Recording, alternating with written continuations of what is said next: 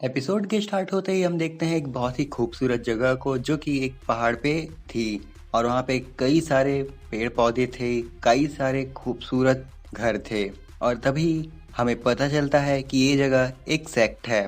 उसके बाद हम देखते हैं कि इस सेक्ट के बाहर एक आदमी कुछ एल्डर से बच के भाग रहा होता है और वो एल्डर उस आदमी पे कई तरह के अटैक करते हैं, लेकिन वो आदमी बड़ी ही आसानी से उनसे बच के निकल जा रहा था। अब उस आदमी की मूवमेंट देख के वो एल्डर काफी शॉक हो जाता है क्योंकि उनसे बचना आसान नहीं था और ये बंदा कुछ ज्यादा ही आसानी से उनसे बच के निकल जा रहा था।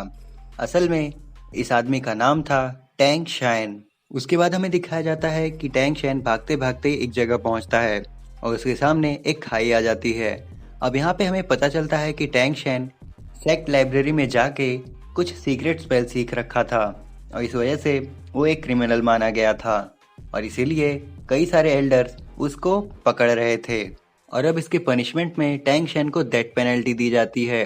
अब टैंग शेन को पता था कि इसकी पेनल्टी डेथ है, इसलिए वो खुद सुसाइड करने का डिसाइड कर लेता है और मरने से पहले वो एल्डर्स को बताता है कि उसने इस स्पेल के बारे में किसी को नहीं बताया है और वो सारे स्पेल्स, सारे टेक्निक्स उसके कमरे में ही हैं।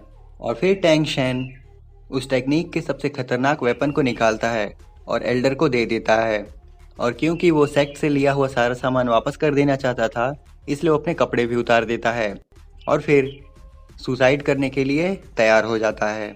और जैसे ही वो खाई से कूदता है तो हम देखते हैं कि कोई एक लीडर उसे बचाने का ट्राई करता है, लेकिन तभी टैंग शेन वहाँ से नीचे गिर जाता है।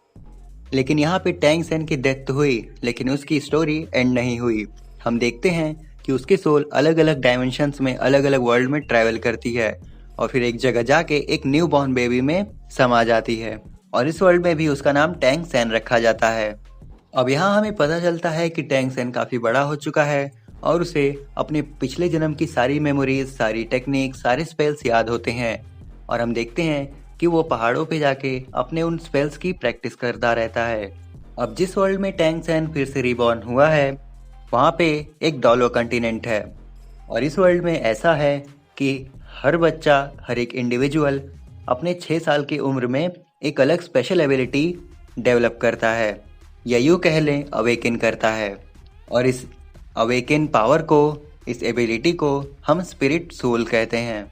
और इन स्पिरिट सोल को एक्टिवेट करने के बाद हर एक इंडिविजुअल के पास एक अलग अलग तरह की एबिलिटी आ जाती है और उससे वो चाहे तो अपना प्रोफेशन कर सकता है या फिर दुनिया को बचाने में अपनी पावर्स को वॉलंटियर कर सकता है।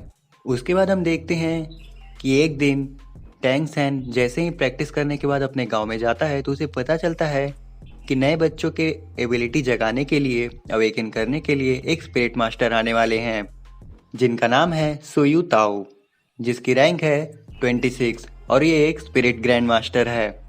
अब इस गांव के सभी बच्चों के एबिलिटी जगाने के लिए इस गांव का चीफ सारे बच्चों को कलेक्ट करता है और फिर हम देखते हैं कि चीफ उन सभी बच्चों को लेके एक बिल्डिंग में जाता है और वहाँ पे हम देखते हैं कि वो स्पिरिट ग्रैंड मास्टर वहाँ पे रहते हैं जो कि उनकी एबिलिटी अवेकन करने आए थे।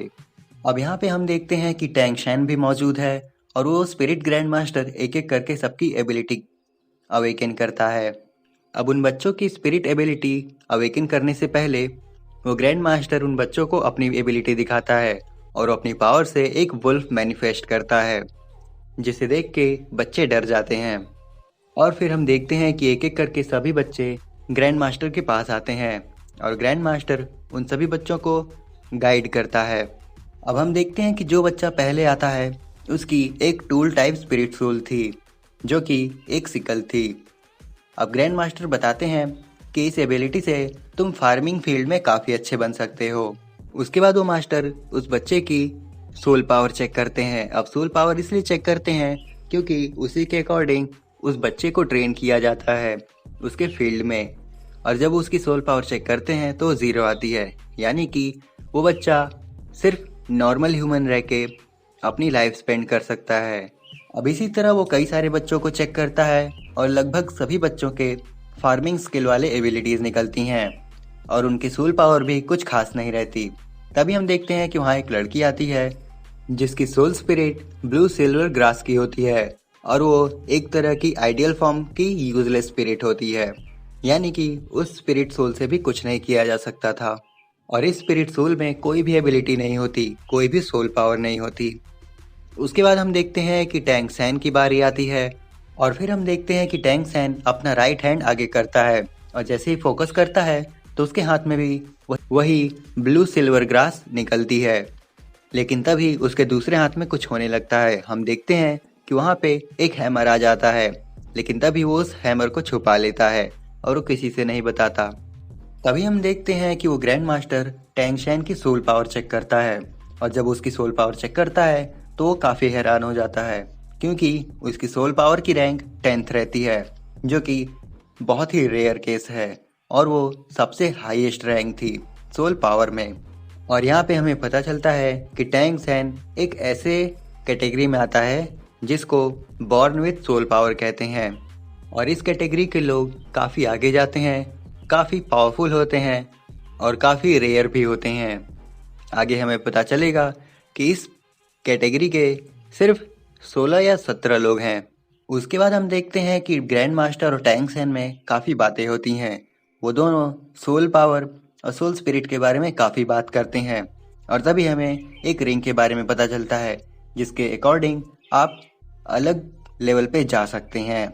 यानी अगर आपको 10th के पार जाना है तो आप जा सकते हैं। और हमें ये भी पता चलता है कि ग्रैंड मास्टर के पास 2 रिंग हैं, और इन रिंग्स को स्पिरिट रिंग्स कहा जाता है। उसके बाद हम देखते हैं कि गांव के चीफ टैंग सैन को लेके उसके घर जाते हैं और उसके फादर से उसके पावर्स के बारे में बात करते हैं। अब यहाँ पे हमें टैंग सैन के फादर का नाम पता चलता है, जिनका नाम था टैंग हाओ। अब गांव के चीफ टैंग हाओ को बताते हैं कि उसका बेटा एक जीनियस है, और वो एक अच्छी कैटेगरी से है जिसका नाम था बॉर्न विद सोल पावर।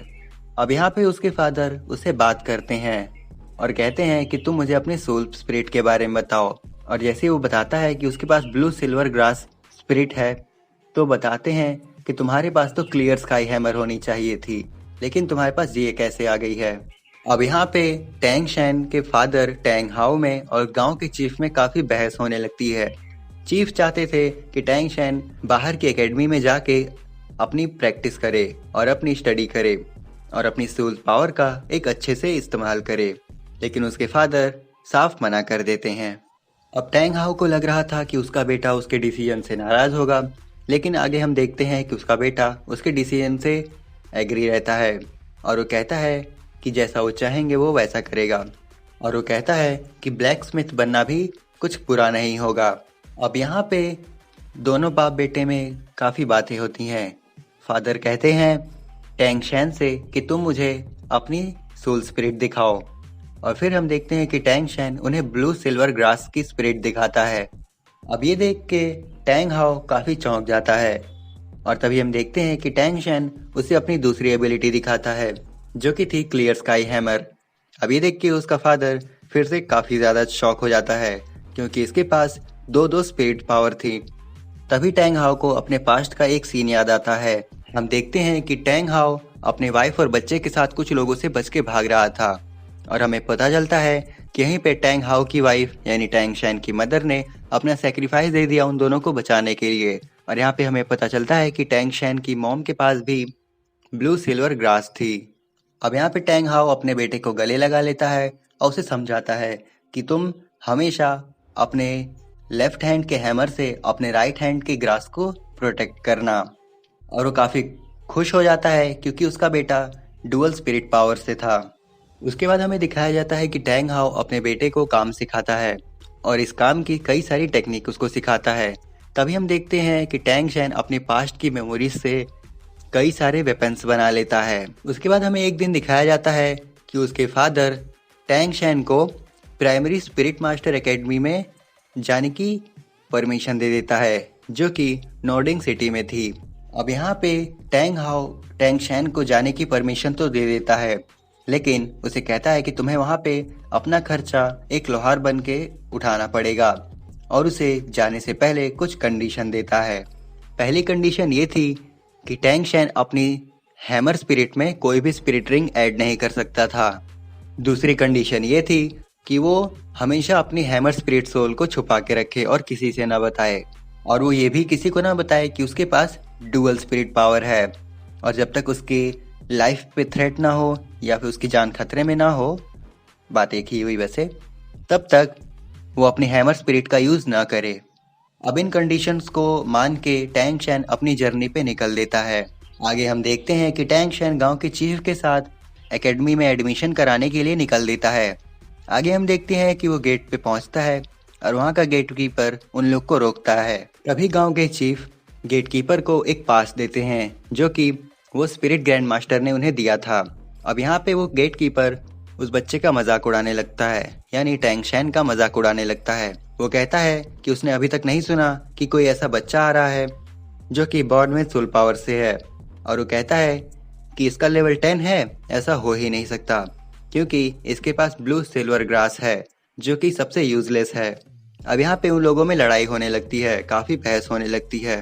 तभी हम देखते हैं कि वो गेट कीपर चीफ के ऊपर हाथ उठा देता है, लेकिन फिर हम देखते हैं कि टैंग शैन सामने आता है और उस गेट कीपर को नीचे गिरा देता है अपनी पावर से। अब यहाँ पे टैंग शैन काफी गुस्सा हो चुका था और वो अपना हिडन वेपन निकालने ही वाला था और उसे मारने ही वाला था। तभी हम देखते हैं कि वहाँ पे एक आदमी आता है जो कि वहाँ का एक ग्रैंड मास्टर था, और फिर वो उन लोगों को वहाँ से अंदर लेके जाता है। अब यहाँ पे ग्रैंड मास्टर और टैंग शैन में काफी बातें होती हैं। अब टैंग शैन का पास देख के ग्रैंड मास्टर बताता है कि तुम काफी जीनियस हो और तुम पिछले 100 साल में ऐसे तीसरे बंदे हो जिसके पास 2 स्पिरिट पावर है। अब यहाँ पे टैंग शैन काफी शॉक हो जाता है और उसको लगता है कि इसे इस बारे में कैसे पता चल गया, क्योंकि कंडीशन के अकॉर्डिंग उसे किसी को नहीं बताना था। और फिर वो अपना हिडन वेपन एक्टिवेट करने लगता है कि अगर जरूरत पड़ी तो इसे मार देगा। अब यहीं पे हम देखते हैं कि ग्रैंड मास्टर टैंग शैन को बताता है कि उसने काफी सारी रिसर्च कर रखी है और उस रिसर्च के अकॉर्डिंग पूरे वर्ल्ड में सिर्फ गिने चुने यानी 600 कुछ लोग ही हैं जो कि ब्लू सिल्वर ग्रास से हैं, और उनमें से 19 लोग ऐसे हैं जो कि फुल सोल पावर से हैं, और वो जो 19 लोग हैं उनकी भी रैंक 1 से ज्यादा नहीं है। और इन सब का उन्हें रिजल्ट ये मिला कि ब्लू सिल्वर ग्रास वालों के पास फुल सोल पावर नहीं हो सकती, इसलिए टैंग शैन के पास डुअल स्पिरिट पावर है, इसीलिए उसके पास फुल सोल पावर है। अब टैंग शैन ग्रैंड मास्टर की इतनी काबिलियत देख के उसे अपना मास्टर बना लेता है, और यहाँ पे ग्रैंड मास्टर भी उसे अपना डिसाइपल मान लेता है। उसके बाद हम देखते हैं कि ग्रैंड मास्टर टैंग शैन को लेकर प्रिंसिपल के पास जाता है। अब प्रिंसिपल टैंग शैन का पास देख के कहता है कि इसके पास तो ब्लू सिल्वर ग्रास है, लेकिन ये फुल सोल पावर से है। उसको भी ये बात यकीन नहीं हो रही थी, लेकिन टैंग शैन के साथ ग्रैंड मास्टर को देख के वो उसका एडमिशन कर देता है। अब बात ये थी कि ग्रैंड मास्टर पूरे एकेडमी में काफी जाना माना आदमी था और उसकी लोग काफी रिस्पेक्ट भी करते थे। उसके बाद हम देखते हैं कि टैंग शैन को हॉस्टल 7 मिलता है और वो अपने हॉस्टल में जाने लगता है। और फिर हम देखते हैं कि जैसे ही वो अपने रूम का गेट खोलता है उसके ऊपर एक बंदा अटैक कर देता है। आगे हम देखते हैं कि उस बच्चे में और टैंग शैन में एक अच्छी फाइट होती है। अच्छी क्या, मतलब लूल फाइट ही होती है वैसे। और इस फाइट में हम ये देखते हैं कि टैंग शैन उस बच्चे को बड़ी ही आसानी से निपटा देता है, मतलब मारता नहीं है, मार देगा तो ज्यादा हो जाएगा, हरा देता है।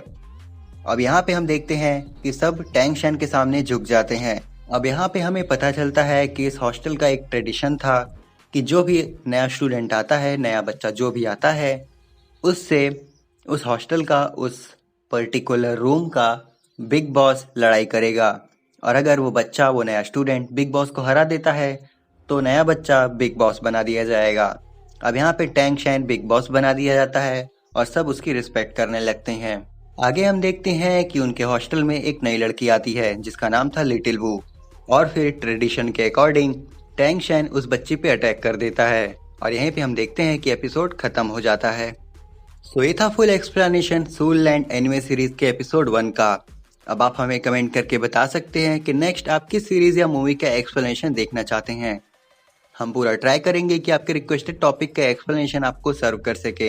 अब अगर आप मून नाइट सीरीज और मिस मार्वल सीरीज के एपिसोड का एक्सप्लेनेशन देखना चाहते हैं तो डिस्क्रिप्शन में दिए गए प्लेलिस्ट के लिंक पे क्लिक करके आप चेकआउट कर सकते हैं। इसके अलावा हमने जल्द ही एक सीरीज स्टार्ट की है मैट डीमन लॉर्ड के नाम से, तो अगर आप उसे देखना चाहते हैं तो उसका लिंक भी आपको डिस्क्रिप्शन में मिल जाएगा। अब अगर ये वीडियो आप सबको जरा भी पसंद आई हो तो इसे लाइक और शेयर करें, और ऐसे कंटेंट्स के लिए हमारे चैनल को सब्सक्राइब करें। सो आज के लिए बस इतना ही। हम जल्द ही लौटेंगे एक नए वीडियो के साथ। Till then keep watching super move. Sayonara.